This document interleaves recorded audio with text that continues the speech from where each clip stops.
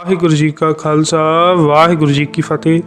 ਭਾਈ ਸਾਹਿਬ ਭਾਈ ਵੀਰ ਸਿੰਘ ਜੀ ਨੂੰ ਕੌਣ ਨਹੀਂ ਜਾਣਦਾ। ਇਹਨਾਂ ਦੀਆਂ ਕਵਿਤਾਵਾਂ ਆਮ ਹੀ ਸਕੂਲਾਂ ਕਾਲਜਾਂ ਦੇ ਵਿੱਚ ਪੜ੍ਹਾਈਆਂ ਜਾਂਦੀਆਂ ਹਨ ਤੇ ਕਿਹਾ ਜਾਂਦਾ ਹੈ ਕਿ ਪਿਛਲੀ ਸਦੀ ਦੇ ਵਿੱਚ ਕੇਵਲ ਤੇ ਕੇਵਲ ਇੱਕੋ ਕਵੀ ਜੋ ਮਹਾਪੁਰਸ਼ ਸਨ ਭਾਈ ਸਾਹਿਬ ਭਾਈ ਵੀਰ ਸਿੰਘ ਜੀ ਹੀ ਹਨ।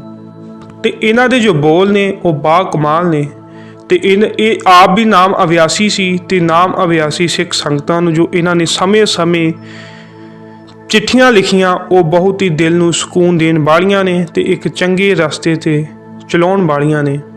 ਤੇ ਅੱਜ ਇਸ ਵੀਡੀਓ ਵਿੱਚ ਜੋ ਇਹਨਾਂ ਨੇ ਸਮੇਂ-ਸਮੇਂ ਸੰਗਤਾਂ ਨੂੰ ਚਿੱਠੀਆਂ ਲਿਖੀਆਂ ਉਹਨਾਂ ਦਾ ਜ਼ਿਕਰ ਆਪ ਜੀਆਂ ਦੇ ਨਾਲ ਕਰਾਂਗੇ। ਇਕਾਂਤ ਅਭਿਆਸੀ ਨੂੰ ਸੁਖਦਾਈ ਹੁੰਦਾ ਹੈ, ਪਰ ਗੁਰੂ ਜੀ ਨੇ ਇਹ ਵੀ ਲਿਖਿਆ ਹੈ ਹਰ ਸਿਮਰਨ ਬਹੁ ਮਾਹੀ ਅਕੇਲਾ। ਇਸ ਦਾ ਵੀ ਅਭਿਆਸ ਕਰਨਾ ਹੈ, ਕਿਸੇ ਮਨੋਂ ਉਮੰਗ ਵਿੱਚ ਜਲਦੀ ਨਹੀਂ ਕਰਨੀ ਚਾਹੀਦੀ। ਦੇ ਲੰਮੀ ਨਦਰ ਨਿਹਾਲੀਏ ਗੁਰੂ ਅੰਗ ਸੰਗ ਨਾਮ ਚਿਤ ਰਹੇ। ਸਿਹਤ ਸਾਰੇ ਕੰਮਾਂ ਤੇ ਸਾਧਨਾ ਤੋਂ ਸਿਹਤ ਮੁੱਖ ਹੈ, ਇਸ ਲਈ ਹੀ ਬੰਦਾ ਸਭ ਕੰਮ ਕਰ ਸਕਦਾ ਹੈ। ਸਾਈਆਂ ਦੀ ਖਿੱਚ ਜੀਵ ਦਾ ਸਾਈਂ ਆਰਾਧਨ ਵਿੱਚ ਲੱਗਣਾ ਸਾਈਆਂ ਜੀ ਦੀ ਆਪਣੀ ਖਿੱਚ ਹੁੰਦੀ ਹੈ। ਅਸੀਂ ਤਾਂ ਮਾਇਆ ਵਿੱਚ ਬੇੜੇ ਹੁੰਦੇ ਹਾਂ, ਉਹੀ ਆਪਣੇ ਨਾਮ ਦੀ ਕੁੰਡੀ ਲਾ ਕੇ ਭਵ ਸਾਗਰ ਵਿੱਚੋਂ ਕੱਢ ਲੈਂਦਾ ਹੈ। ਸੁਖੀ ਹੋ ਗੁਰੂ ਕੀ ਮਿਹਰ, ਧੰਨ ਗੁਰੂ ਨਾਨਕ। ਮਿਹਰ ਤੇ ਸ਼ੁਕਰ ਜੇ ਕੁਝ ਪ੍ਰਾਪਤ ਹੋਇਆ ਹੈ ਮਿਹਰ ਹੈ, ਇਸ ਮਿਹਰ ਨੂੰ ਪਹੁੰਚਾਉਣ ਦਾ ਦਾਰੂ ਸ਼ੁਕਰ ਹੈ। ਅਸੀਂ ਕਿਸੇ ਯੋਗ ਨਹੀਂ, ਦਾਤਾ ਮਿਹਰ ਕਰਕੇ ਸਾਨੂੰ ਪ੍ਰਤਪਾਲਦਾ ਹੈ। ਇਸ ਭਾਵ ਵਿੱਚ ਰਿਹਾ ਕਰੋ। ਜਦੋਂ ਕੋਈ ਸੁੱਖ ਮਿਲਣ ਲੱਗੇ ਸਦਾ ਮਿਹਰ ਸਮਝੋ। ਜਦੋਂ ਕੁਝ ਵਿਭੂਤੀ ਦੀ ਸ਼ਕਲ ਦਾ ਇਸ ਪਵੇ ਜਾਂ ਕੁਝ ਹੋ ਆਵੇ ਤਾਂ ਉਸ ਨੂੰ ਜਰੋ। ਪਾ ਕੇ ਜਰਨਾ ਇਸ ਰਾਹੇ ਤੁਰਨ ਦਾ ਭਾਰੀ ਨੇਮ ਹੈ। ਕੁਝ ਹੋ ਆਉਣਾ ਇਸ ਨਾਲੋਂ ਹਿਰਦੇ ਵੀ ਠੰਡ ਵੱਡੀ ਚੀਜ਼ ਹੈ। ਠੰਡ ਤੇ ਸੁਖ ਰਸ ਜੋ ਪ੍ਰਾਪਤ ਹੁੰਦੇ ਹਨ ਉਹ ਸਦਾ ਜਰਨੇ ਹੀ ਬਣਦੇ ਹਨ। ਹੁਕਮ ਜਿਸ ਨੂੰ ਆਇਆ ਪ੍ਰੇਮ ਰਸ ਤਿਸੈ ਹੀ ਜਰਨੇ। ਜਿਸ ਇਸ ਦਾ ਫਲ ਹੁੰਦਾ ਹੈ ਜੰਮ ਕੇ ਪੰਥ ਨਾ ਪਾਈ ਹੈ ਫਿਰ ਨਾ ਹੀ ਮਰਨੇ। ਗੁਰੂ ਅੰਗ ਸੰਗ ਰਹੇ ਮਿਹਰ ਦਾ ਅਹਿਸਾਸ, ਸ਼ੁਕਰ ਦਾ ਭਾਵ ਪਾ ਕੇ ਜਰਨ ਦਾ ਦਾਨ ਬਖਸ਼ੇ। ਇਹ ਜੀਵਨ ਘੋਲ ਹੈ। ਰੱਬ ਦੇ ਰਸਤੇ ਤੁਰਨ ਵਾਲੇ ਉਸ ਦੇ ਪਿਆਰ ਆਰਾਧਨਾ ਵਿੱਚ ਤੁਰਦੇ ਸਦਾ ਇੱਕ ਹਾਲ ਨਹੀਂ ਰਹਿੰਦੇ। ਸ਼ੇਖ ਸ਼ਾਦੀ ਜੀ ਨੇ ਲਿਖਿਆ ਹੈ ਕਿ ਫਕੀਰ ਜੇ ਸਦਾ ਇੱਕ ਹਾਲ ਵਿੱਚ ਰਹਿ ਸਕੇ ਤਾਂ ਦੋ ਜਹਾਨਾਂ ਤੋਂ ਹੱਥ ਝਾੜ ਜਾਵੇ। ਸਾਈਕੋਲੋਜੀ ਕਈ ਕਾਰਨ ਵਾਪਰਦੇ ਹਨ ਜੋ ਇੱਕ ਰਸ ਲਹਿਰ ਰਸ ਭਰੀ ਨਹੀਂ ਰਹਿਣ ਦਿੰਦੇ। ਕਦੀ ਸਰੀਰ ਦੇ ਅਵੈਵਾਂ ਵਿੱਚ ਕੁਝ ਹਰਕਤ ਹੁੰਦੀ ਹੈ, ਕਦੀ ਨੀਂਦ ਦੀ ਕਸਰ, ਕਦੀ ਹਾਜ਼ਮੋਂ ਵਿੱਚ ਕੁਝ ਜ਼ਰਾ ਕਿ ਹਿਲਜੁਲ ਸਰੀਰਕ ਕਾਰਨ ਬਣਦੇ ਹਨ। ਓਵਰਵਰਕ ਵਿੱਤੋਂ ਵੱਧ ਕੰਮ ਕਰਨ ਨਾਲ ਨਰਵਸ ਸਨਾਯੂ ਥੱਕ ਜਾਂਦੇ ਹਨ। ਸਾਰੇ ਮਾਨਸਿਕ ਤਜਰਬੇ ਤੇ ਅਹਿਸਾਸ ਨਰਵਸ ਸਿਸਟਮ ਦੇ ਜ਼ਰੀਏ ਹੋਣੇ ਹੋਏ। ਕਦੇ ਤ੍ਰੈ ਗੁਣਾਂ ਦੇ ਵਰਤਾਓ ਵਿੱਚ ਤਰਾਜੂ ਤੋਲ ਹਿਲਦਾ ਹੈ, ਕਦੇ ਪਿਛਲੇ ਕਰਮਾਂ ਦੇ ਫਲ ਵਿੱਚ ਗਰਾਓ ਵਾਲੇ ਗੇੜੇ ਆਉਂਦੇ ਹਨ, ਕਦੇ ਇਸ ਜਨਮ ਦੀ ਕੀਤੀ ਹੋਈ ਭੁੱਲ ਸੁਰਤ ਨੂੰ ਹੇਠਾਂ ਲੈ ਆਉਂਦੀ ਹੈ।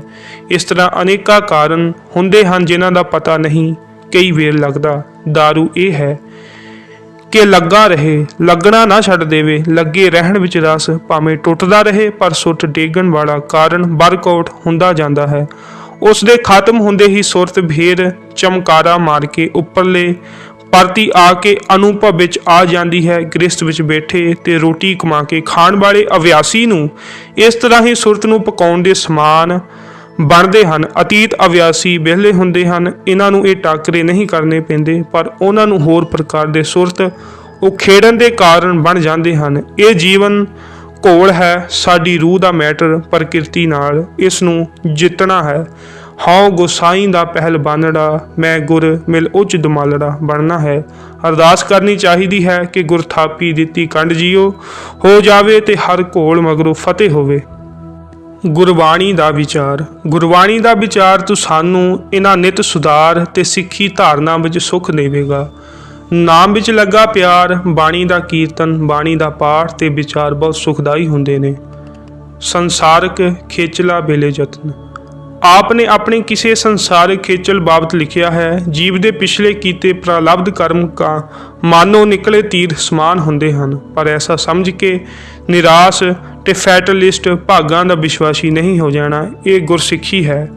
ਆਪਣਾ ਯਤਨ ਜਾਰੀ ਰੱਖਣਾ, ਉਦਮ ਨਹੀਂ ਛੋੜਨਾ, ਪਰ ਜੇ ਕਾਮਯਾਬੀ ਨਾ ਹੋਵੇ ਤਾਂ ਉਸ ਨੂੰ ਹੁਕਮ ਸਮਝ ਕੇ ਮਨ ਦਾ ਵੇਗ ਮੂਡ ਖਰਾਬ ਨਹੀਂ ਕਰਨਾ। ਜੋ ਸਿਮਰਨ ਵਿੱਚ ਵਿਘਨ ਨਾ ਪਵੇ ਤੇ ਪ੍ਰਾਪਤ ਕੀਤੀ ਮਨ ਦੀ ਸੁਧਰੀ ਦਸ਼ਾ ਵਿਗੜ ਨਾ ਜਾਵੇ। ਬੰਦਗੀ ਦੇ ਰਸਤੇ ਵਿੱਚ ਇਹੀ ਮੁਸ਼ਕਿਲ ਗ੍ਰਸਥ ਮਾਰਗ ਵਿੱਚ ਹੁੰਦੀ ਹੈ। ਜਿਸ ਕਰਕੇ ਅਭਿਆਸੀ ਲੋਕ ਤਿਆਗੀ ਹੋ ਜਾਂਦੇ ਹਨ। ਪਰ ਗੁਰੂ ਬਾਬਾ ਜੀ ਵਿੱਚੇ ਰਹਿ ਕੇ ਲੱਗੇ ਰਹਿਣ ਨੂੰ ਸ਼ੇਸ਼ ਸਮਝਦੇ ਤੇ ਚੱਸਦੇ ਹਨ। ਗੁਰੂ ਬਾਬੇ ਵਿੱਚ ਲਿਖਿਆ ਹੈ, ਸੰਪੈ ਦੇਖ ਨਾ ਹਰਖੀਐ, ਬਿਪਤ ਦੇਖ ਨਾ ਰੋਏ, ਜਿਉ ਸੰਪੈ ਤਿਉ ਬਿਪਤ ਹੈ, ਬਿਦ ਨੇ ਰਚਿਆ ਸੋ ਹੋਏ।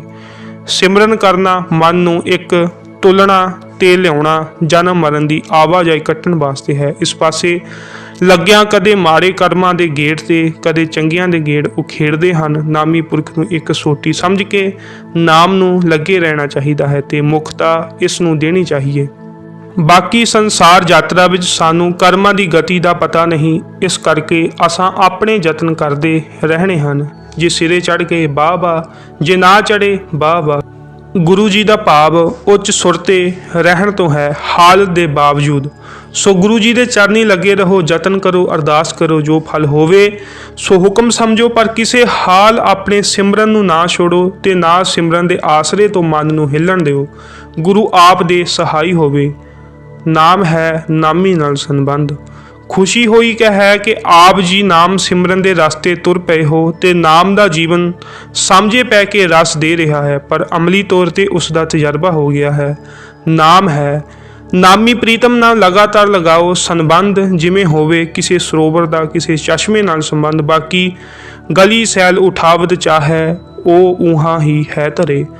ਲਗਾਤਾਰੀ ਸੰਬੰਧ ਨਾਲ ਉਸ ਜੀਵਨ ਦੇ ਸੋਮੇ ਵਾਹਿਗੁਰੂ ਤੋਂ ਜੀਵਨ ਦਾਤੀ ਰੋਹ ਆਉਂਦੀ ਹੈ, ਜੋ ਮਨ ਨੂੰ ਉੱਚਾ ਸੁੱਚਾ ਤੇ ਸਰੀਰ ਨੂੰ ਨਰੋਆ ਰੱਖਦੀ ਹੈ। ਵਾਹਿਗੁਰੂ ਅੰਗ ਸੰਗ੍ਰਹਿ।